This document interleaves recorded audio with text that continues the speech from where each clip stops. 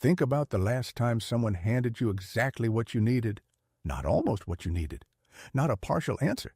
The complete picture, every name, every operation, every stolen secret laid out in a file so comprehensive that the people who received it spent weeks convincing themselves it was real. In 1981, a KGB colonel walks into a meeting with French intelligence in Moscow and hands over exactly that. A file so detailed, so precisely sourced, so damaging to the Soviet Union's most sensitive technological operations that the CIA director calls it the most complete intelligence haul of the entire Cold War. His name is Vladimir Vetrov. His codename is Farewell.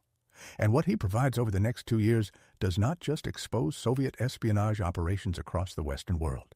It gives the United States government a weapon with no warhead, no launch code, and no blast radius.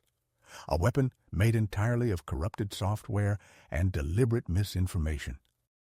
In June 1982, somewhere in the Siberian wilderness, a natural gas pipeline explodes with a force that American satellites initially assess as a possible nuclear detonation. The explosion is later described by former Reagan administration official Thomas Reed as the most monumental non-nuclear explosion and fire ever seen from space. No missile was fired, no bomb was dropped, no military operation was launched. The CIA had been waiting for this moment for over a year. They had helped cause it with a piece of sabotaged computer code inserted into Soviet systems through a supply chain the Soviets thought they controlled.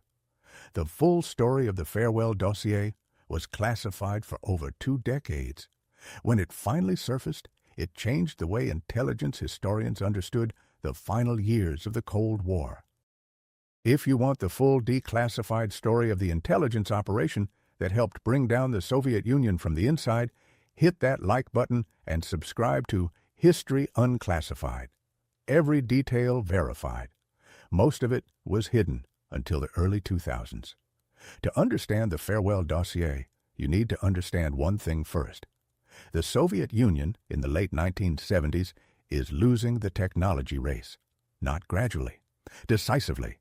The gap between Soviet and Western military and industrial technology, which Soviet planners had expected to close through their own research and development programs, is widening. Soviet computer technology is a decade behind the West. Soviet manufacturing processes, particularly in precision engineering critical to weapon systems, are falling further behind every year. The Soviet military-industrial complex is consuming an estimated 25% of the country's GDP and still cannot close the gap. The KGB solution is straightforward. If you cannot develop the technology yourself, steal it. In 1970, the KGB establishes a dedicated technology acquisition department within its Foreign Intelligence Directorate. Its designation is Directorate T. Its mandate is to systematically identify, target, and steal Western technology across every sector relevant to Soviet military and industrial capability. By the late 1970s, Directorate T is operating on a scale that Western counterintelligence services are only beginning to understand. It runs agents inside Western technology companies. It operates front companies that purchase controlled technology through third-party intermediaries. It cultivates scientists, engineers, and corporate insiders across Western Europe, the United States, Canada, and Japan. Its annual shopping list, compiled from requirements submitted by Soviet military and industrial agencies, runs to thousands of specific items, classified documents, manufacturing processes, computer hardware, software, electronic components, weapon system specifications.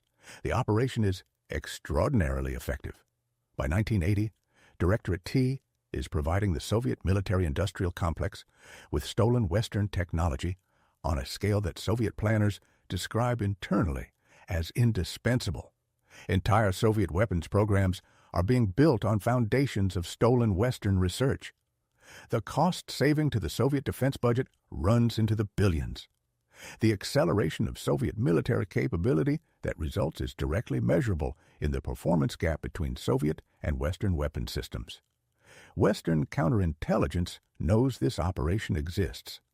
What they do not have is a complete picture of its architecture, which agents, which companies, which technologies, which channels. The operation is too large and too compartmented for conventional intelligence methods to map in full. That changes in 1981. Vladimir Vetrov is a KGB officer who has spent years working in Directorate T. He is not a walk-in. He is not recruited by Western intelligence. He is a man in personal crisis, drinking heavily, professionally frustrated, increasingly disillusioned with the Soviet system he has spent his career serving. In early 1981, he makes contact with a French businessman he knows from a previous posting. The businessman has a relationship with French intelligence. The contact is passed upward. French intelligence assigns the operation to the DST, the French Domestic Counterintelligence Service. The case officer who handles Vetrov is a DST officer operating undercover in Moscow. The relationship is conducted with extraordinary caution. Moscow is not Washington or London. The KGB's surveillance of its own officers is systematic and thorough. A single misstep means Vetrov's arrest and execution. Over the following months, Vetrov passes an astonishing volume of material, not peripheral intelligence, the core architecture of Directorate T. The names of approximately 200 KGB officers working in technology acquisition operations across the Western world. The identities of their agents and sources inside Western companies and research institutions. The complete annual shopping lists submitted to Directorate T by Soviet military agencies. The channels through which stolen technology was being transported. The front companies, the intermediaries, the specific technologies that had already been acquired and how they were being used. The French give the operation a code name, Farewell. By the end of 1981, the DST has received over 4,000 classified Soviet documents from Vetrov. French President François Mitterrand makes a decision that will shape the entire subsequent operation. He travels to a NATO summit in Ottawa in July 1981, and in a private meeting tells President Reagan what France has obtained. He hands over the intelligence. Reagan's reaction, by multiple accounts, is that of a man who has just been handed exactly what he needed. The question is what to do with it. The CIA receives the farewell material in late 1981. The scale of what the French have handed over takes weeks to fully process. 200 KGB officers identified by name, agents and sources inside Western companies across 15 countries, 4,000 classified Soviet documents detailing the most sensitive technology acquisition operation of the Cold War, a complete map of how the Soviet Union was systematically stealing the technological foundation of Western military capability. CIA Director William Casey reads the assessment and makes a decision that will define the operation. The United States will not simply use the farewell material defensively. They will not just roll up the networks, expel the identified officers, and arrest the compromised sources. They will do something more ambitious. They will turn the Soviet technology acquisition program into a weapon against the Soviet Union itself. The concept is simple and devastating. Directorate T has built an entire infrastructure for stealing Western technology and feeding it into the Soviet military-industrial complex. That infrastructure is trusted. The Soviet agencies that depend on it have built their programs around what it delivers. If the technology flowing through that infrastructure is corrupted, the damage does not stop at the point of acquisition. It propagates through every Soviet system built on stolen foundations. The operation is assigned to a small team within the CIA. Its existence is shared with a handful of senior Reagan administration officials, including National Security Advisor William Clark and his aide Thomas Reed, who will later provide the most detailed public account of what follows.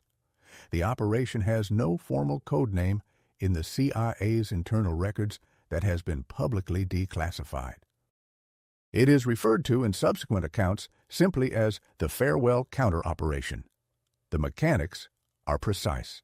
Using the farewell intelligence as a map, the CIA identifies specific items on Directorate T's technology shopping list that are being actively sought through known channels. For each item, a decision is made. Some are simply denied. The channels are disrupted, the sources arrested or turned, the technology withheld. Others are allowed through, but modified. The hardware works, but not quite as specified.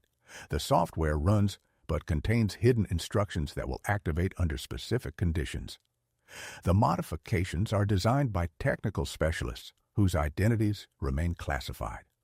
The corrupted products are introduced into the supply chains that Directorate T is using in ways that make them indistinguishable from the genuine items the Soviets believe they are acquiring.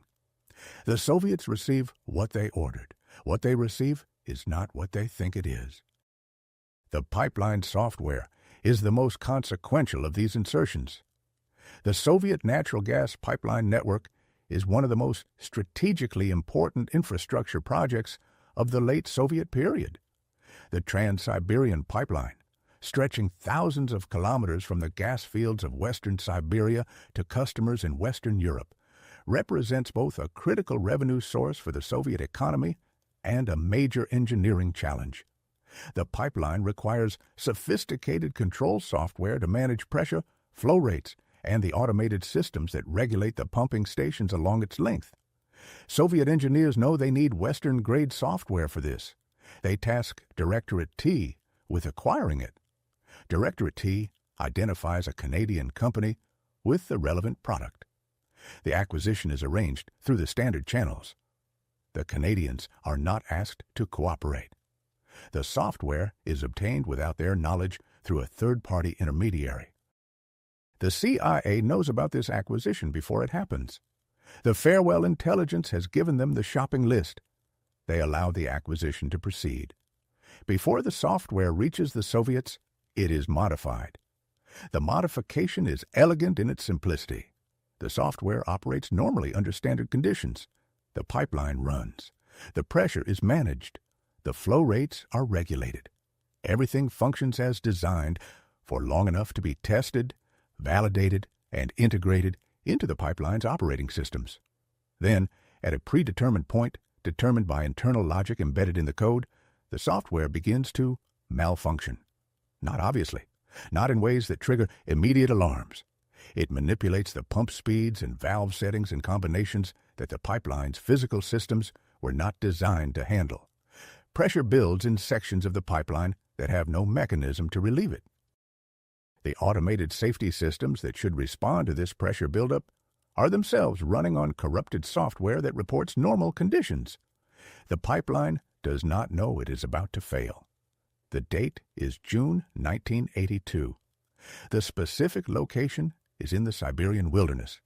The exact section of the pipeline that fails has never been publicly identified. What is known is what American intelligence satellites observe in the hours that follow. Thomas Reed, writing in his 2004 memoir At the Abyss, describes it as a pipeline explosion that resulted in a 3-kiloton blast. American early warning systems detect the event. For a brief period, the signature is assessed against nuclear detonation parameters. It does not match. The yield is too low. The location is wrong. The detonation profile is inconsistent with a weapon. It is a pipeline, a very large pipeline, exploding with a force that the satellites record and that the CIA, watching from thousands of miles away, understands immediately. The farewell counter-operation has just produced its most visible result. In Moscow, the explosion is a crisis. A major infrastructure asset has been destroyed. The cause is initially unclear. The pipeline's own monitoring systems reported normal conditions until the moment of failure. The automated safety systems did not respond. The software that was supposed to manage the pipeline's operations has produced a catastrophic outcome that the engineers cannot immediately explain. An investigation begins. Soviet engineers examine the wreckage. They examine the software. They find anomalies. But the full picture, that the software was corrupted before it ever reached them through an acquisition channel they believed was secure, is not something they are positioned to quickly establish. The KGB is informed. The investigation expands. And somewhere in its early stages, an uncomfortable question begins to form. If the pipeline software was compromised, what else was? The pipeline explosion is the most dramatic element of the farewell counteroperation. It is not the most damaging.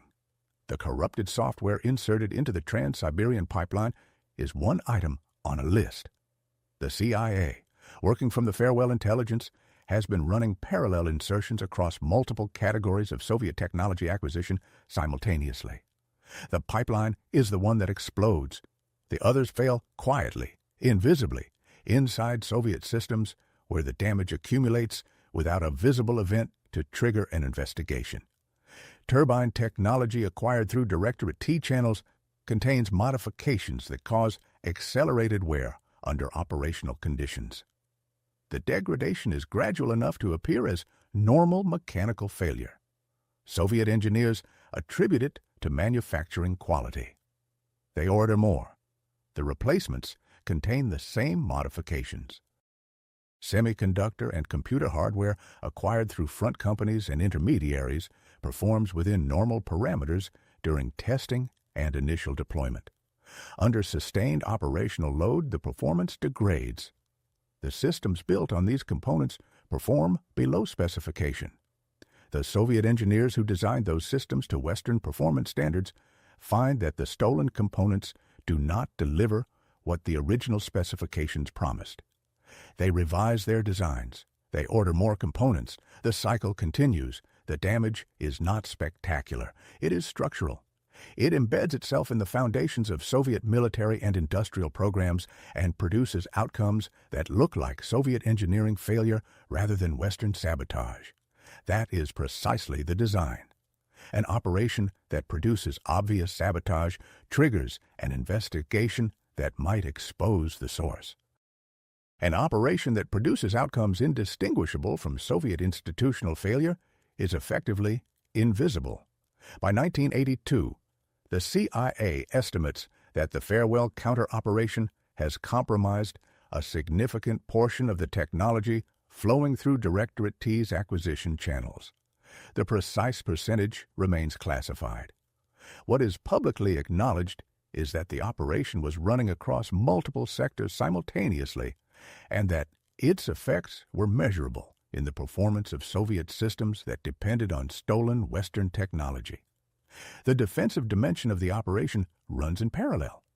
The farewell intelligence identifies approximately 200 KGB officers working in technology acquisition roles across the Western world. The decision on how to act on this intelligence is made carefully. Moving against all of them simultaneously would signal to Moscow that the Directorate T operation had been comprehensively penetrated. Instead, the Rollup is managed over time, coordinated across Allied intelligence services, designed to look like a series of unconnected counterintelligence successes, rather than a single operation driven by one source. In France, the DST uses the farewell intelligence to identify and expel 47 Soviet intelligence officers in April 1983. The expulsions are the largest in French history. They are attributed publicly to routine counterintelligence work. The Soviet government protests. The real source of the intelligence is not disclosed. In the United States, Britain, West Germany, Canada, and across Western Europe, identified KGB technology acquisition officers are placed under surveillance, their operations disrupted, their agents and sources quietly neutralized. The process takes years. It is conducted without public acknowledgement of the farewell material as its foundation. Meanwhile, Vetrov is still in Moscow. His situation deteriorates in ways that have nothing to do with his intelligence work.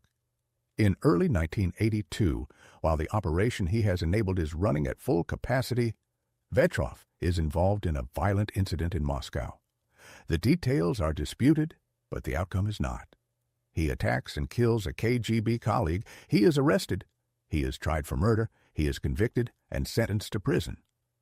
The French and American intelligence services face an immediate problem.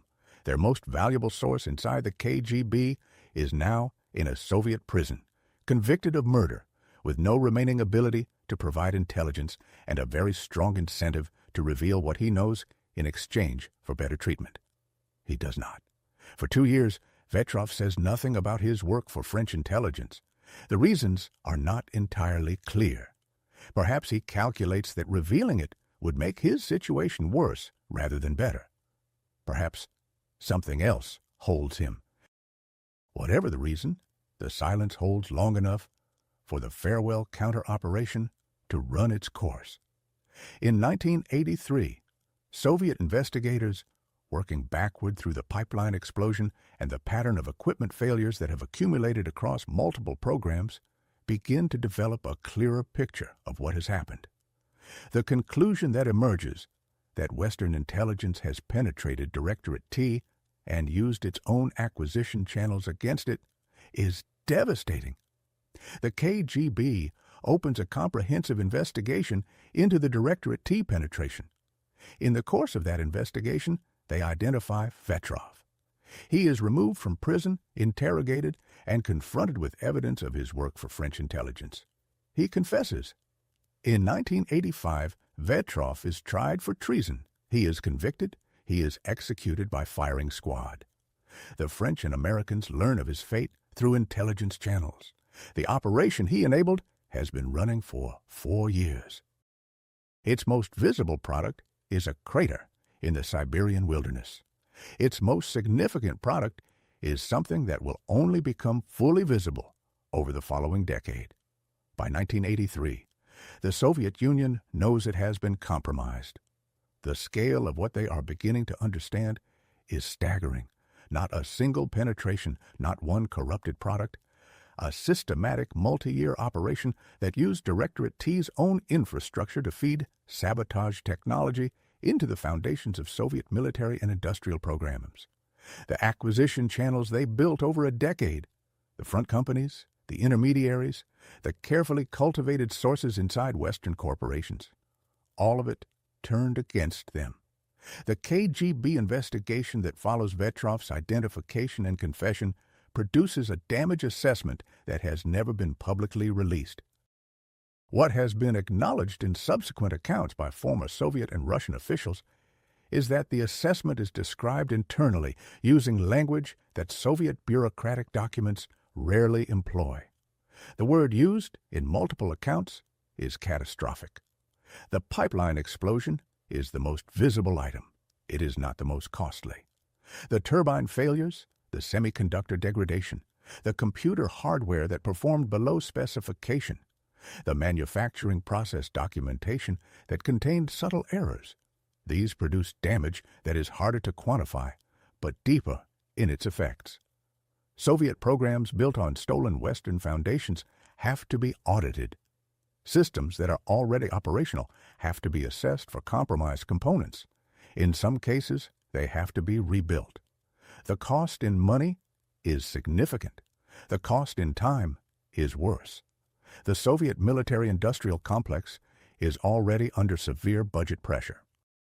The discovery that a substantial portion of the technology it has been acquiring through Directorate T is unreliable does not just create immediate remediation costs. It destroys confidence in the entire acquisition program. Every piece of Western technology that has passed through Directorate T channels is now potentially suspect.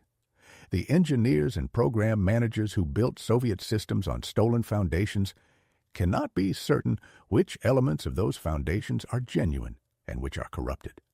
The uncertainty is, in some ways, as damaging as the sabotage itself. Reagan is briefed regularly on the operation's progress throughout 1982 and 1983. His response, documented in national security meeting records and the subsequent accounts of officials present, is one of quiet satisfaction. The farewell counter-operation fits precisely into the broader Reagan administration strategy toward the Soviet Union that is taking shape in this period. In March 1983, Reagan delivers the Evil Empire speech. In the same month, he announces the Strategic Defense Initiative. Both are understood by Soviet planners as signals of American intent to escalate the technological competition, to a level the Soviet economy cannot sustain. The farewell operation running simultaneously is the covert dimension of the same strategy. The public pressure and the covert sabotage are two components of a single approach. The economic pressure on the Soviet Union intensifies through 1983 and 1984. The pipeline explosion has reduced gas revenues at a moment when the Soviet economy is already under severe strain from falling oil prices and the costs of the Afghan war. The technology programs compromised by the farewell counter-operation require remediation expenditure that the defense budget can barely absorb. The military spending required to respond to SDI and the broader Reagan buildup adds further pressure. The cumulative effect is measurable. Soviet GNP growth, already sluggish, declines further through the mid-1980s. Defense spending as a percentage of GDP continues to rise even as the overall economy contracts. The structural imbalances that Soviet reformers will later identify as the fundamental causes of the USSR's collapse are accelerating through precisely this period. How much of this acceleration is directly attributable to the farewell counter-operation is a question that historians and intelligence analysts continue to debate. The honest answer is that it cannot be precisely quantified. The Soviet economy had structural problems that predated the farewell operation and would have produced serious difficulties regardless. What the operation did was accelerate and deepen those difficulties at a moment when the system had limited capacity to absorb additional shocks. Thomas Reed, who was present in the Reagan White House when the operation was running, states in his memoir that the farewell counter-operation contributed to the economic stress that ultimately brought down the Soviet Union. Former CIA Director Robert Gates, in his own memoir, describes the farewell material as the most complete intelligence on Soviet technology acquisition ever obtained and assesses its exploitation as having caused significant damage to Soviet military programs. The Soviet side of this accounting remains partially obscured. Russian intelligence archives that would allow a precise damage assessment have not been opened. What former Soviet officials and Russian intelligence historians have acknowledged in the years since the operation became public is consistent with the Western accounts. The penetration of Directorate T was real, the damage was significant, and the discovery of the operation's full scope was one of the most damaging counterintelligence failures in KGB history. Vetrov is dead. The operation he enabled has run its course. The damage is embedded in Soviet systems across multiple sectors, and in Washington, the small team that designed and executed the counter-operation has moved on to other things. The full story is still classified. For now, the farewell dossier stays classified for over 20 years. The operation that produced the largest non-nuclear explosion ever recorded by American satellites compromised the Soviet Union's most sensitive technology acquisition program and contributed to the economic pressures that accelerated the collapse of the USSR is not publicly acknowledged until 2004. That is when Thomas Reed publishes At the Abyss, his memoir of service in the Reagan administration, and includes the first detailed public account of what the CIA did with the farewell intelligence. The reaction from the intelligence community is measured. Some former officials confirm the broad outlines. Others decline to comment. The CIA neither confirms nor denies the specific details Reed provides. The French intelligence services, whose officer ran Vetrov for 2 years at extraordinary personal risk in the most surveilled city in the world, say almost nothing publicly. What the 2004 disclosure produces is a reassessment. Intelligence historians who had spent years analyzing the collapse of the Soviet Union had worked primarily with economic data, political accounts, and the limited intelligence disclosures available before 2004. The farewell operation adds a dimension that changes the picture, not because it is the sole cause of anything. The Soviet Union's collapse has multiple causes that historians continue to debate, but because it demonstrates the specific mechanism by which Western intelligence was able to turn Soviet institutional strength into a vulnerability. Directorate T was the KGB's answer to the technology gap. It was large, well-funded, and extraordinarily effective. By 1980, it was delivering results that Soviet planners described as indispensable. It had become so embedded in the Soviet military-industrial complex that the programs depending on it could not easily function without it. That dependency was precisely what made it exploitable. The CIA did not need to destroy Directorate T. It needed to corrupt what Directorate T delivered. The operation used the Soviet system's own momentum against it.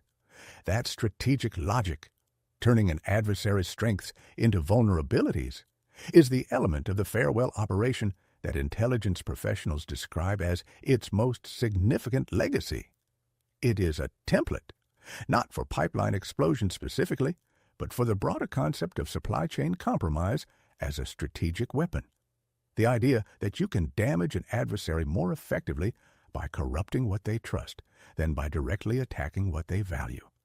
That concept did not originate with the farewell operation, but the farewell operation is the most comprehensively documented Cold War example of it being executed at scale with measurable strategic effect. Its influence on subsequent thinking about covert economic warfare and supply chain security is significant and largely unacknowledged in public discourse.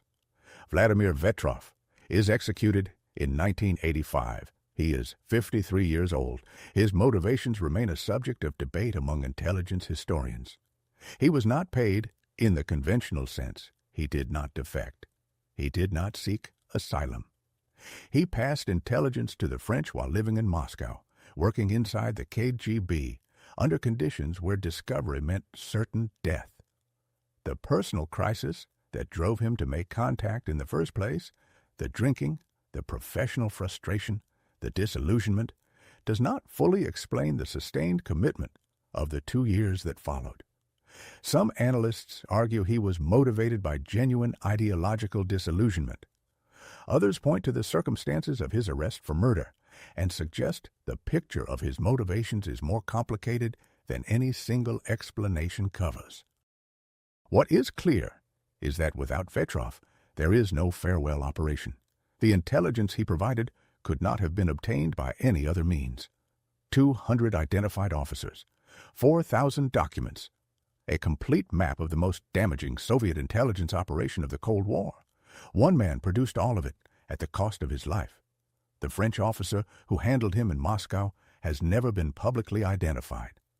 The DST operation that managed the relationship between Vetrov and Western intelligence remains almost entirely classified on the French side. What France obtained from Vetrov and what France did with it before sharing it with the Reagan administration has not been fully disclosed. The French contribution to one of the most significant intelligence operations of the Cold War is officially almost invisible. The final accounting looks like this: one disillusioned KGB colonel, 2 years of intelligence production, 4,000 classified Soviet documents, 200 KGB officers identified, a systematic counter-operation running across 15 countries and multiple technology sectors, one pipeline explosion visible from space, sabotage turbines, semiconductors, computer hardware, and manufacturing processes embedded across Soviet military and industrial programs. A damage assessment the KGB described as catastrophic. An economic shock delivered to a system already under terminal pressure, and a lesson that intelligence services on both sides of every subsequent adversarial relationship have studied carefully and never publicly discussed. Supply chains are not neutral. The technology you trust is only as reliable as the chain of hands it passed through to reach you. And if your adversary knows that chain better than you do, the most dangerous thing they can give you is exactly what you asked for. What other declassified stories should we cover next? Drop your suggestions below. There are files that have been waiting decades to be opened. We are just getting started.